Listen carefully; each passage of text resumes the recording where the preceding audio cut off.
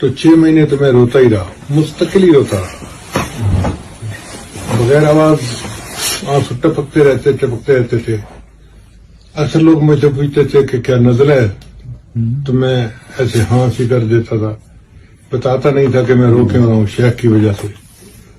6 مہینے کے بعد پھر میں نے سوچا کہ بھئی اب زندگی تو آگے گزارنی ہے، میں نے استخارہ کیا تو حضرت مرشد عالم کا آیا۔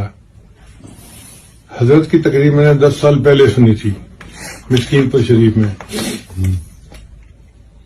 اور جو تقریر سنی تھی وہ مجھے پوری کی پوری یاد تھی۔ اس وقت مجھے پتہ بھی نہیں تھا کہ چکوال ہے کہاں، جانا کہاں سے ہے۔ بہرحال میں بس پہ بیٹھا سرگودا سے چکوال۔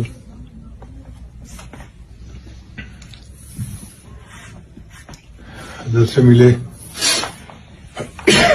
حضرت نے پوچھا کہاں سے آئے، میں نے بتایا کہ جنگ سے آیا ہوں۔ کیوں آئے ہو؟ حضرت میں یتیم ہو گیا ہوں۔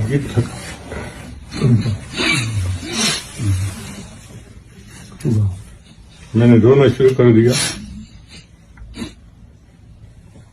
حضرت بھی بہت روئے۔ حضرت نے عشاء کی نماز پڑھائی، عشاء کی نماز پڑھا کے واپس آئے تو حضرت نے مجھے کہا کہ یہ بتاؤ کہ تم بیت ہونے کیوں آئے ہو؟ میں نے کہا حضرت 10 سال پہلے آپ کی تقریر سنی تھی، آج بھی یاد ہے، تو اس لیے بیت ہونے آیا ہوں۔ اگر تمہیں میری تقریر اتنی اچھی لگی تو اس وقت کیوں نہیں رابطہ کیا؟ میں نے کہا حضرت میرے شیخ زندہ تھے تو مجھے کیا ضرورت تھی، اب شیخ نہیں ہے تو اب آگے ہوں۔ کہنے لگے جو سناؤ کیا تقریر تھی میری؟ 10 سال پہلے کی تقریر جی، پوری آیتیں پڑھ کے جو حضرت نے کہا تھا پوری کی پورا مضمون سنایا۔ حضرت فرمان لگے میں نے زندگی میں ایسی ذہانتیں دیکھی گئی۔ پھر بعد میں حضرت فرماتے تھے میں نے خط لکھا حضرت کو، تو حضرت نے کراچی کی جماعت کے سامنے پڑھ کے سنایا۔